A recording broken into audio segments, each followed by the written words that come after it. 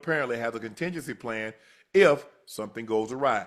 Jeremy Fowler said, based on conversations he had during last week's NFL league meetings, Kirk Cousins, at very least, on the Steelers' radar. Fowler said the Steelers were interested earlier this offseason in the possibility of acquiring Cousins. It was reported last month that the Falcons had discussions with multiple teams regarding a possible trade of Cousins, but Atlanta was looking for a team to take on a significant portion, at least $20 million of the remaining $37.5 million guaranteed on Cousins' contract. The Falcons' asking price might be more reasonable now. However, remember, Ocho? Yeah. They gave him $50 million to sign last year. Yes, sir. And he got 37 guaranteed this year. So he got $100 million coming over the next 3 years. Fully guaranteed. Yeah. And when I had Ocho, the thing that I said, Ocho, let's just say in the best case scenario, right, he plays 2 years. I said, Ocho, what if he only gives you one? Which is what he gave us half of one. He gave us half of that one. But listen, as long as the fact that they're even waiting, I'm sure they're probably in talks right now with the Falcons about wanting to acquire Kirk Cousins and paying that $20 million that the Falcons would want them to pay on his salary. Yeah. Because I didn't hear waiting on Aaron Rodgers when they have, is it OTAs coming up? Or they're already in them. Yeah, like I mean, listen, I know you're a veteran, but I would love, maybe it's just me. If I was in this position, I would love to be there right now. Yeah, I would too. I would love to be there. I would love the continuity, getting acclimated with the offense and having that much of a head start, if that's what I really want to do. I don't know, but Aaron, listen, I think he feels like he's played long enough. He doesn't need to be there. The game of football is all the same, and I don't know. Well, I mean, personally, I think it hurt him in his relationship with not personal relationship, but his own field relationship with some of the receivers in New York. Yeah, I've heard. I could be wrong that he was throwing with DK. Yeah. He was? Okay. I think was it out here in LA? Yeah, so I mean, if they were throwing together, then that's. I mean, you don't realize DK is not the only receiver on the team, right? Yeah, but he would be he'd be the main guy. Okay. So James had 20 touchdowns in his rookie season. I'm hoping for 1,500 yards, and we'll say like 10, 20 touchdowns. Do you think that's possible for the Rook? Absolutely. I don't know about those 20 touchdowns. 1,500 yards, yes. Yes, I 20?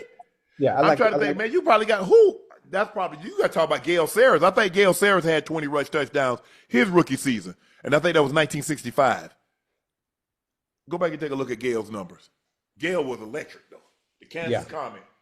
Hey, I like the confidence, too, in setting the goals for yourself, setting those type of lofty goals for yourself as a rookie coming in. I like it. I don't think it's going to be as easy as he thinks it's going to be, especially when he gets to see how fast everybody else is. Just imagine you playing Penn State's defense. That's what everybody in the NFL is. Hey, I think a little better than that, though. That's what I'm saying. And who's going to be able to lift coverage off you? What receivers you got? Now, you got Bowers. He's really good, and I think y'all work hand in hand, Mm-hmm. You want to start drop that safety down in the box, and now Bowers get an opportunity to work one-on-one. So I do think 1,500 yards might be possible, might be very doable. I say 10, 12 touchdowns, but 20, man, bro, that's a lot of tubs, Ocho. It is. What was Gale's numbers his rookie year?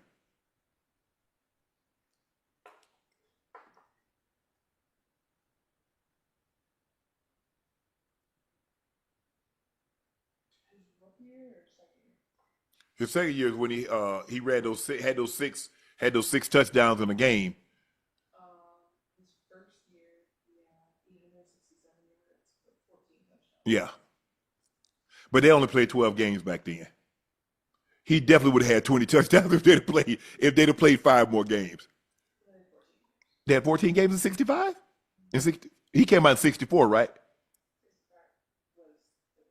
Yeah, it was him and Buckers. I think he and Buckers were like, Okay.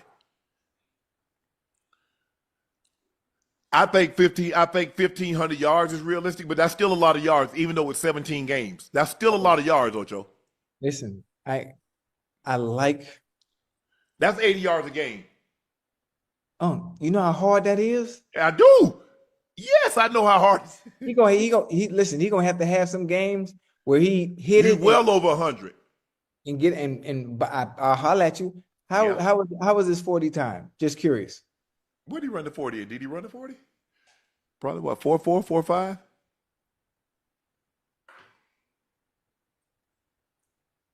He doesn't have He ran 4.45. Okay, he didn't. He got Okay, good speed. he got good speed. But I like it though. But 1,500. That's a lot of yards and 10 to 20 touchdowns. And Ocho. Yeah.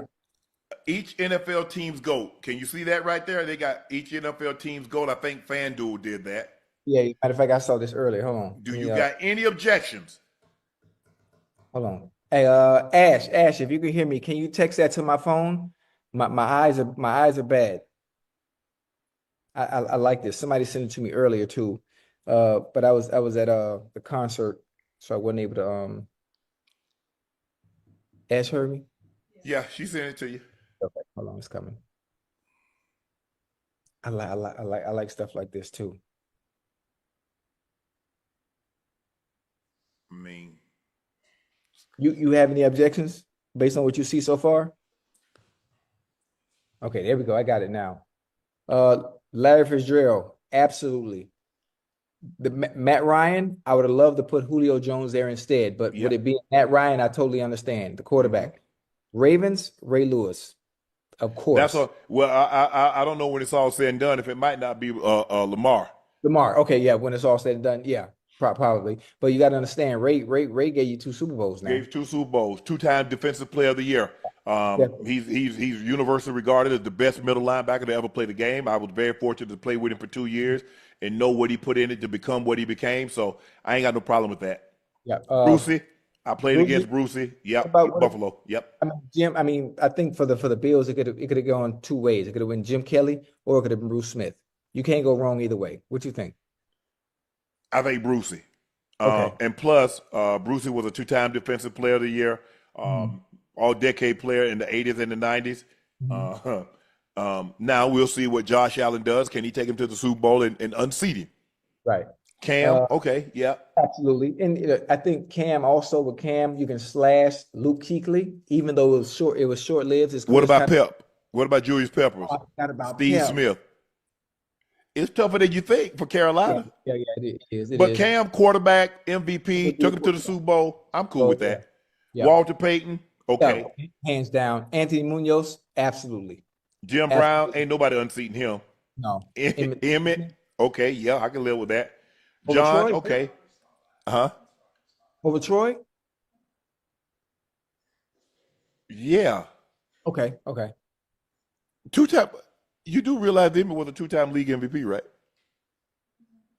John, okay, I'll live with that. That's a good one. Barry, yep, absolutely. Aaron Rodgers, wow. Over Brett? I'm not surprised. I mean, he got 4 MVPs. Brett got 3. He was a Super Bowl MVP winner. Right. More touchdowns, fewer interceptions. I'm cool. I'm perfectly cool with that.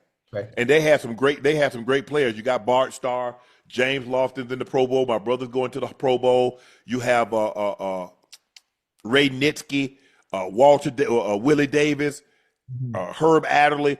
They got Paul Hornung, Taylor. Right. Yes. Aaron Rodgers. J.J. Watt. Yes. Flash. Peyton Manning. Absolutely. Even though with Johnny Unitas and they got some players. Yes. Hold on. Now you skip. Now that Houston's one. Now I would slash Andre Johnson as well. Well, first of all, that's with JJ 3 defensive players of the year, Ocho. Okay. I mean, you could probably make a case he's the top 5 defensive player of all time with what he was able to do those years. He's the only